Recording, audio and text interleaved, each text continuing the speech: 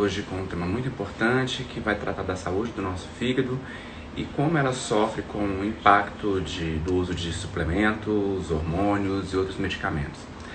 Para isso a gente vai ter a presença de um convidado muito importante, inclusive necessário para esse debate, que é um dos maiores expertises no tema do Brasil, que é o Dr. Adriano Moraes, médico gastroenterologista e hepatologista. Ele que vai dividir com a gente essa cena aqui. Sou médico hepatologista, eu trabalho hoje no Hospital Sírio-Libanês, aqui de Brasília, né, na hepatologia, junto com um grupo lá, e trabalho também na minha clínica, na Clínica Gastro, aqui em Brasília, né. Eu sou doutor em gastroenterologia pela Universidade de São Paulo, e fiz também meu fellow em hepatologia na Universidade de Londres, no King's College Hospital, mas isso já faz algum tempinho. Isso é um assunto extremamente atrativo, não é? Eu queria chamar a atenção para o uso racional dessas medicações, porque são medicações, não é? Isso. Os anabolizantes, esteroides, eles são medicações que têm suas indicações, apesar de restritas, mas elas têm suas indicações, né, Clayton? A gente sabe que tem alguns pacientes que não conseguem atingir uma massa muscular, alguma que tem distrofia, que tem atrofia. Alguns pacientes, por exemplo, alguns pacientes com HIV, muitas vezes precisam fazer essa reposição hormonal.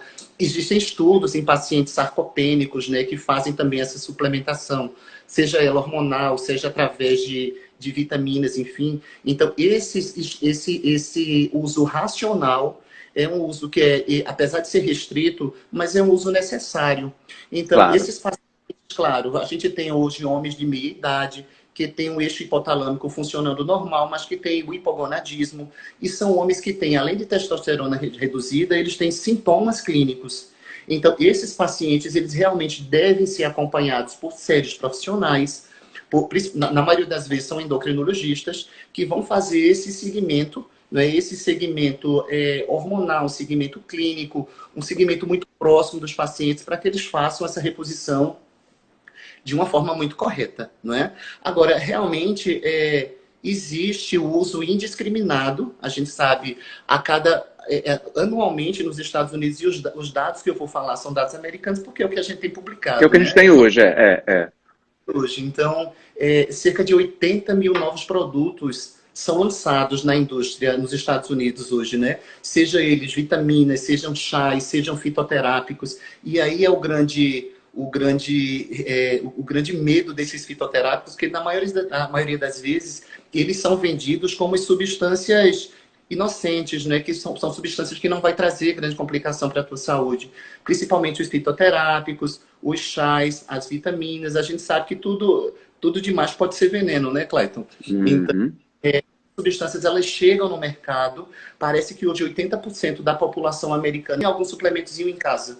Ou uma vitamina, ou um chá para emagrecer, ou um pré-treino, alguma coisa que possa fazer você ter uma melhor performance do seu treino, para que você tenha um rendimento maior, uma perda de massa magra, um ganho de massa muscular, maior energia, aumento de massa muscular. Então, assim, essas medicações, essas substâncias, elas prometem maravilhas, não é?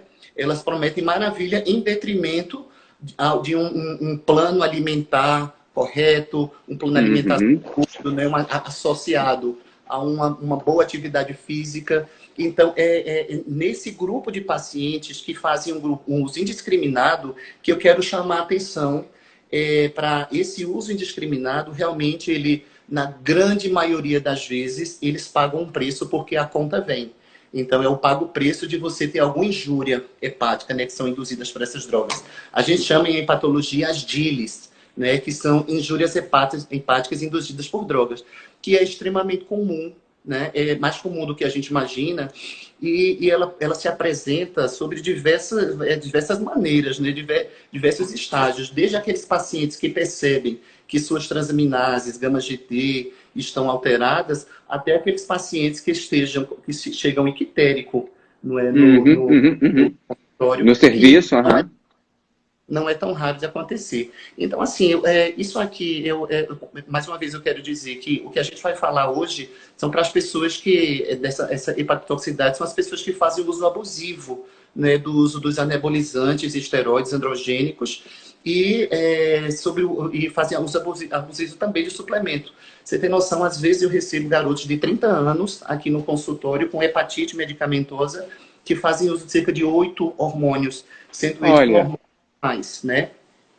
E outra coisa, Clayton, você sabe melhor do que eu, que normalmente quem faz uma medicação dessa, ela nunca se contenta com uma só. Normalmente ela tem uma associação de substâncias, né? É uma polifarmácia, é uma polifarmácia. Exatamente. E muitas vezes associado já a um antidepressivo que a pessoa toma, um ansiolítico, uma medicação para a pressão, para a tireoide. Então, muitas vezes essas interações também elas são cumulativas no efeito da injúria hepática, no efeito deletério para a função do fígado, né? Então, assim, são altas doses. A gente vê que a maioria dos pacientes que começam a apresentar, óbvio que existem as reações idiosincráticas, mas a maioria dos pacientes apresentam essas lesões hepáticas são pacientes que estão utilizando por um tempo prolongado a medicação, estão utilizando em doses elevadas, estão fazendo a associação de substâncias, né? E por tempo prolongado, como já falei. Claro que existem aquelas pessoas que somente com o uso de uma droga elas podem realmente apresentar quadros de colestase, né, de hepatite medicamentosa, e outras realmente, por que outras pessoas só vão desenvolver ou passam a vida toda fazendo e não desenvolvem tanto? Então, isso é uma reação muito individual de cada pessoa, né, Clayton? A gente chama de reação idiosincrasia, porque é uma reação imunológica de cada um, mas quero chamar a atenção é que hoje 80% das pessoas que são usuárias de algum tipo de anabolizante, esteroide, são pessoas que não são atletas competidores.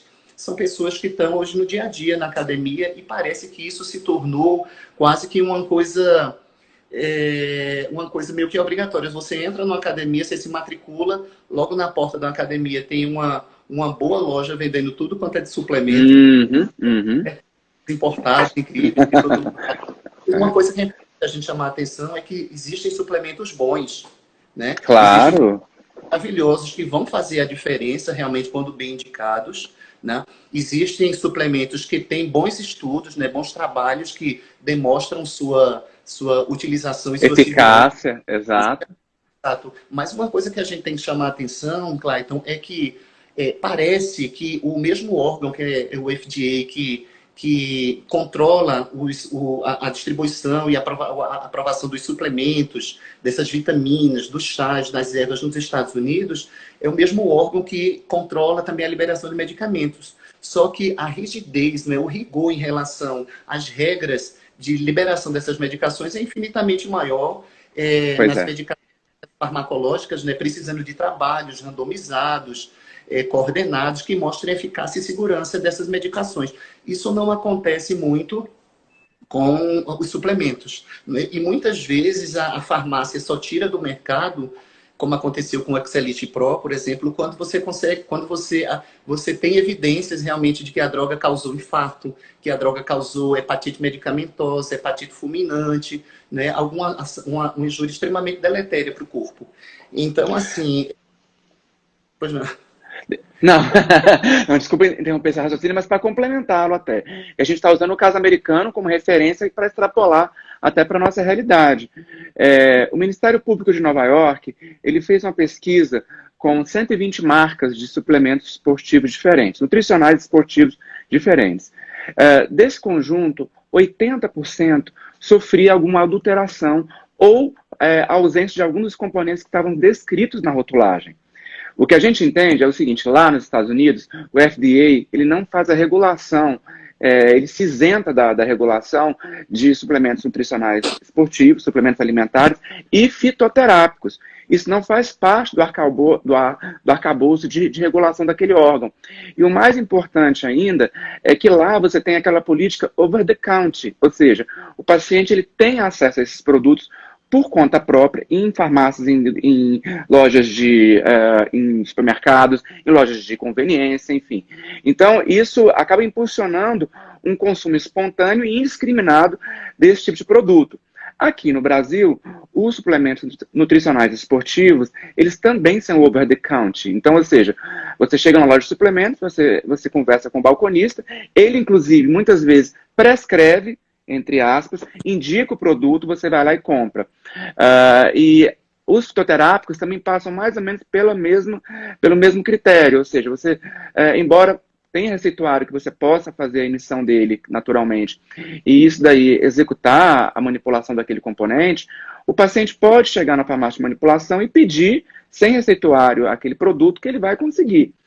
Mas aqui no Brasil, diferentemente dos Estados Unidos, a Anvisa regula esse tipo de produto.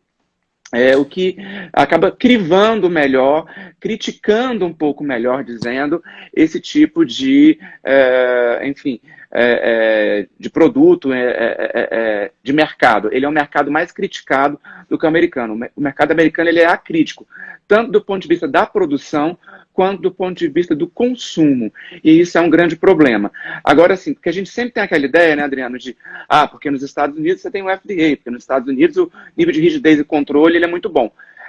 Para o arsenal terapêutico alopático. Para essa área de nutracêutica, nutrição esportiva, suplementação alimentar, é totalmente selvagem. E aí que está o problema. Aqui no Brasil, é mais ou menos selvagem. Eu diria que a gente fica num patamar de selvageria limitado. Mas ele também existe porque, afinal de contas, as pessoas têm acesso a esses produtos espontaneamente. E também há vários medicamentos, né, Adriano? A gente sabe, por exemplo, que você pode chegar na farmácia e comprar uma dipirona livremente. É assim que funciona. Então, como é que faz? Até que ponto que o Estado deve tutelar esse tipo de consumo? Essa é uma crítica que a gente sempre reflete sobre ela e pensa, bom, então será que eu deveria basear o consumo desses suplementos, a emissão de um receituário de um profissional especialista, seja de um nutricionista, de um nutrólogo, de um endocrinologista, enfim, de um especialista? Mas, considerando que, de outra parte também, eu posso ir, por exemplo, numa farmácia e fazer aquisição de um medicamento. Até pouco tempo atrás, antes da pandemia da Covid-19, a gente tinha livre aquisição da hidroxicloroquina, por exemplo. Né? Então, ou seja, o chamado Reuquinol. Né? Então, hoje, a gente precisa também de pensar que as pessoas elas têm um acesso muito facilitado a esses produtos. E o pior, a relação de balcão do vendedor com o cliente, ela também é muito selvagem. Porque você tem, pessoas balconistas que não têm menor capacitação técnica, que fazem verdadeiras prescrições para as pessoas, com o intuito, claro, de gerar lucro para essa indústria. Quero agradecer novamente, doutor Adriano, muito obrigado. Você brilha sempre, essa energia vibrante, frenética, e essa densidade de bagagem de conteúdo, e sempre muito acessível a maneira como você traz a informação para a gente.